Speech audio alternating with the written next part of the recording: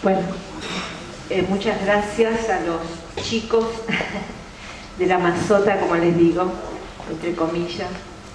Y bueno, justamente porque me estuve encontrando con los chicos de la Mazota en varias oportunidades en estos últimos tiempos, y no sé, por cuestiones en la transmisión, por cuestiones en mi escucha o lo que sea, esta charla va a tener que ver también con la temática que va a estar Juane y Mariana, donde también tomó la cuestión del testimonio. Pero bueno, salió así y creo que bueno, es ineludible por otro lado, ¿no? El testimonio y la historia para estos temas. Bueno, Rodolfo Walsh relata cómo, estando en un bar en el año 1956, donde se reunían jugadores de ajedrez a las que él era muy afecto, y jugadores de carta y parroquianos ocasionales, lo sorprendió un tiroteo que resultó provocado por la fracasada revuelta del general Valle. Esa noche, pegado a la ventana de su casa, a la que llegó después de varias peripecias, escuchó morir a un conscripto. Cuenta Walsh que el joven moribundo no había dicho «viva la patria», sino «no me dejen solo, hijos de puta». Sigue diciendo Walsh: «Después no quiero recordar más, ni la voz del locutor en la madrugada anunciando que 18 civiles han sido ejecutados en Lanús, ni la ola de sangre que anega el país hasta la muerte de Valle. Tengo demasiado para una sola noche. Valle no me interesa, Perón no me interesa, la revolución no me interesa. ¿Puedo volver al ajedrez?». 6 meses más tarde, en el mismo bar, alguien se acerca y le informa que hay un sobreviviente del fusilamiento de José León Suárez. Y algo sucede que comienza a comprometerse con la investigación. Operación Masacre, entonces, es el relato de los fusilamientos clandestinos que siguieron a la fracasada revolución de Valle, la historia de 5 muertes y 7 tentativas frustradas, e inaugura un estilo que se conoce como no fiction. La escritura de Operación Masacre, en tanto investigación y denuncia, se torna escritura política. Será el relato pormenorizado, protagonista a protagonista, con sus nombres propios, del crimen de Estado, del asesinato como lógica para la conservación del poder. Lógica que cristaliza 20 años después con el más,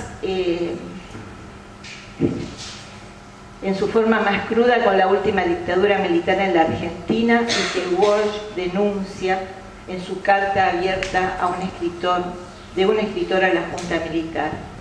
Esa carta, escrita a un año del más sangriento golpe militar de nuestra historia, denuncia no solo el secuestro, tortura y desaparición de personas, sino el plan económico que se estaba instalando y que culminará en los 90 y hasta lo que más tarde conoceríamos como Plan Cóndor.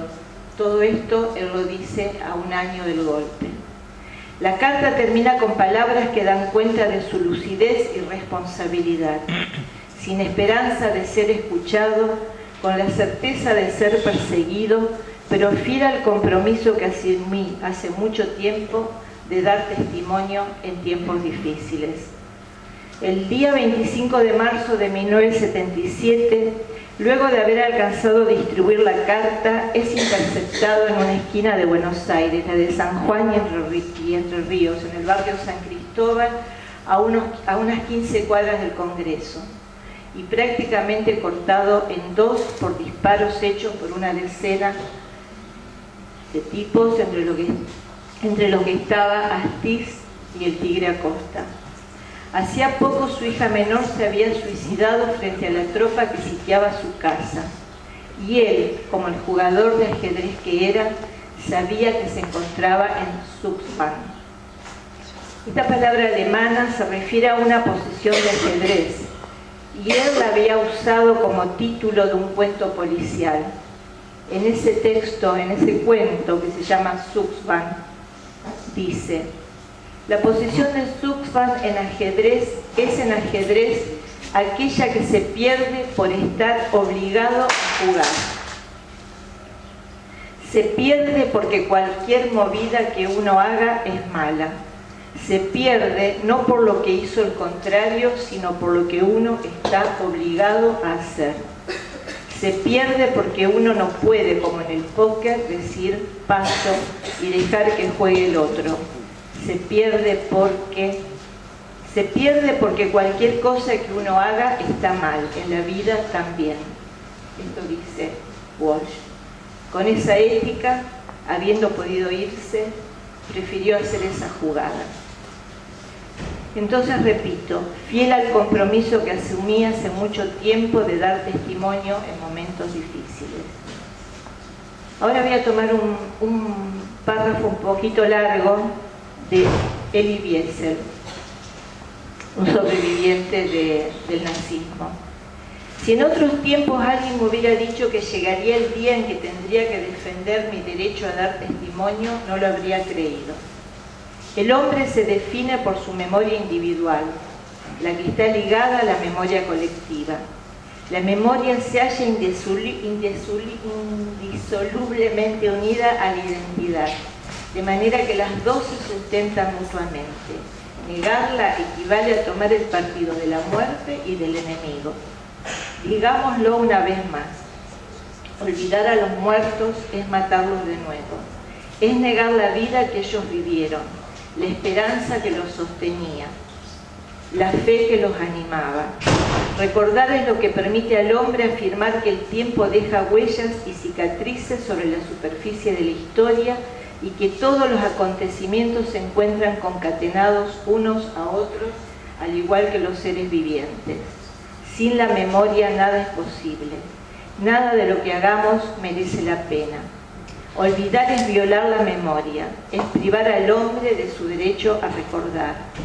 Orwell tiene razón cuando dice que los que olvidan toman el partido de los dictadores, que se arrogan el derecho a controlar el presente mediante la dominación del pasado.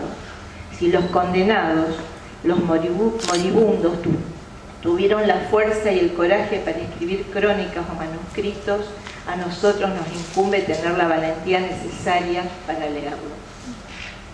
Este es el párrafo de Wiesel. De Wiesel quiero tomar entonces memoria colectiva e identidad. Rápidamente aclaro, porque hay que aclarar rápidamente, tal vez no para ustedes, pero bueno, para muchos que desde el psicoanálisis chicanean estas posiciones, ¿no?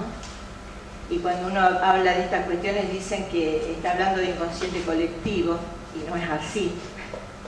Pero bueno, por eso rápidamente aclaro que desde el psicoanálisis la vinculación entre memoria individual y memoria colectiva la hacemos tomando la aún vigente concepción de alguien que no pudo testimoniar porque murió de disentería en Buchenwald, y esto lo cuenta Semprún en ese libro, en la escritura La vida. Se trata de Maurice Holbach. Él toma, Holbach, el concepto de memoria colectiva desde lo filosófico y nosotros la podemos homologar al concepto de discurso amo según la teoría lacaniana. Para Holbach no hay dos memorias, la individual y la social, sino una sola, y esta resulta de una articulación social. Este autor sostiene que en cada sociedad la clase dominante genera una memoria colectiva que constituye el soporte de la memoria colectiva de toda la sociedad. Considera también que la memoria depende del lenguaje y esto implica la prueba de que se recuerda por medio de constructos sociales, pues el lenguaje no se puede concebir sino en el seno de una sociedad. Esto yo lo relaciono con la famosa frase del Manifiesto Comunista que dice: las ideas dominantes en cualquier época no han sido nunca más que las ideas de la clase dominante, y a su vez esto con la definición del discurso amo, que es también la definición de inconsciente y de sujeto. Es desde esta concepción entonces que consideramos se transmiten las tradiciones, los temores, los prejuicios, la idea de lo prohibido y lo permitido, los mandatos familiares y sociales. Es desde esta concepción que podemos decir que somos hablados. No obstante, ¿qué queremos decir entonces cuando nos referimos a identidad? Si sabemos que justamente somos hablados, si hay múltiples determinaciones de nuestros actos que nos son desconocidas, si además no podemos unirnos con nuestro objeto de deseo, en fin, si nos constituye una fractura, una formidable cuarteadura, como dice Lacan. ¿Cómo concebir la identidad? El concepto de identidad proviene de la filosofía, tiene que ver con el principio de no contradicción, donde todo ser es idéntico a sí mismo y no puede ser y no ser al mismo tiempo. En este sentido tendría que ver con una cuestión yoica, que muchas veces también se toma desde el curso AMO para construir lo que se llama ser nacional o identidad nacional. Pero si, digamos, pensamos en el sujeto, no en el yo, también el sujeto necesita construir un semblante de identidad, justamente porque está fracturado, porque está múltiplemente determinado, y necesita mantener ese sentimiento de mismidad, de ser siempre los mismos a pesar de los cambios que se suceden a lo largo de la vida.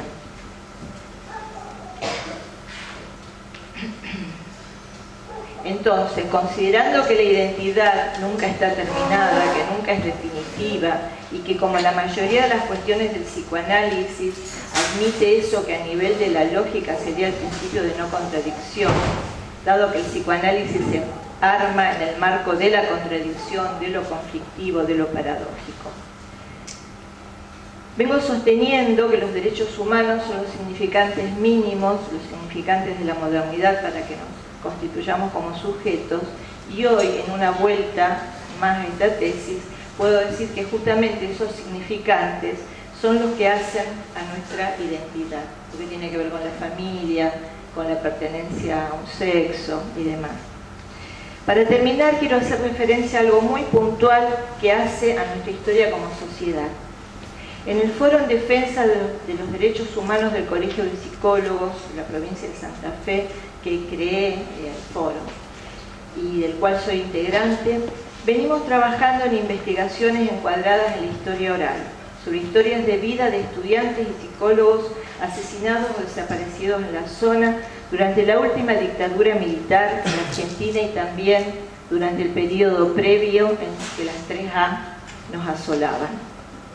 Justamente la creación del foro fue convocada en momentos en que en el Colegio de Psicólogos se descubrió una placa honrando a esos compañeros, con los nombres. Desde fines de los 90, entonces, venimos trabajando de distintos modos sobre esas historias, sobre esas particularidades. Nos acompaña, dirigiéndonos una historiadora especializada en historia oral, que es Cristina Viano.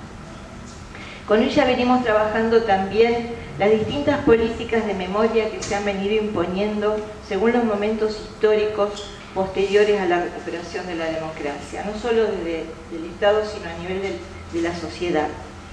Ya no se escucha como se escuchaba y se puede ver en videos de los primeros años de democracia a las madres y a familiares decir los mataron siendo inocentes. Cosa que con razón se decía en los primeros tiempos de democracia por temor a que volviera a instalarse una dictadura, ya que era los que venimos de aquella época, lamentablemente estábamos acostumbrados a que se solucionaba, entre comillas, cada crisis con un nuevo golpe militar. Con los años, a medida que la democracia se fue afianzando, con todos los avatares a los que aún seguimos acostumbrados, hemos podido ir diciendo acerca de nuestras propias militancias y la de nuestros compañeros desaparecidos. Ellos tenían nombre y apellido, aunque paradójicamente muchos no los conocíamos por cuestiones de seguridad y también tenían una militancia.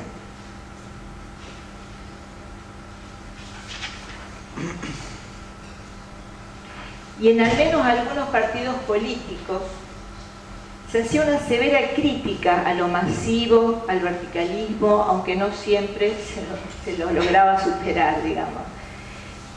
A veces la crítica al verticalismo en un partido, el socialismo revolucionario que yo estuve, aparecía disfrazado, lo puedo decir ahora, con el nombre de centralismo democrático, pero bueno, nos podemos cuestionar, y esto es lo que por ahí me lo salteé, podemos hacernos una autocrítica, que es lo que también le han sacado a los desaparecidos, ¿no? A los muertos y desaparecidos, la posibilidad de hacer una autocrítica y de reírse también por las cosas que uno hacía o decía en aquellas épocas. No sabemos si todos los militantes de aquellas épocas hoy sostendrían esa militancia, porque también eso nos han quitado, acá lo decía, la posibilidad de que esos compañeros hicieran una autocrítica, como algunos pudieron hacer incluso antes que los mataran, y otros lo hacemos, lo estamos haciendo. Pero sí sabemos que desde una política u otra queríamos una sociedad mejor y más justa para todas. Eso que hoy puede ser hablado es parte de nuestra memoria colectiva, del discurso que nos constituye de nuestra historia. Y esto tiene que estar en primer orden en una facultad donde se estudia al sujeto, al ser humano, digo, si no se lo piensa desde el sujeto. Celebramos que los compañeros que hoy organizan esta jornada hayan presentado un proyecto que fue aprobado en el Consejo Directivo para colocar una placa en esta facultad con esos nombres, los cuales constan en la lista que hemos ido construyendo desde el foro a partir de nuestras investigaciones, porque en la placa que hay en el colegio hay nombres, pero bueno, como estas cosas son tan complejas, los nombres, la lista ha cambiado, hay otros nombres que se agregan a los que ya estaban. El tema de la militancia en muchos casos no es claro, en otros casos los familiares pueden tener temor, digamos, acerca de que esto se publique, pero justamente de esa estofa es con lo que hay que trabajar y con el respeto que esto merece. Entonces, por nosotros mismos, por nuestros hijos, por las nuevas generaciones de psicólogos y por la memoria de los compañeros que hoy no pueden estar debatiendo con nosotros, no renunciemos a construir una historia que desde lo oral está viva y dinámica. Y la placa que se levantará también en las nuevas paredes de esta facultad, que también las paredes son producto de la lucha y de las insistencias, convocará a ello. Nada más.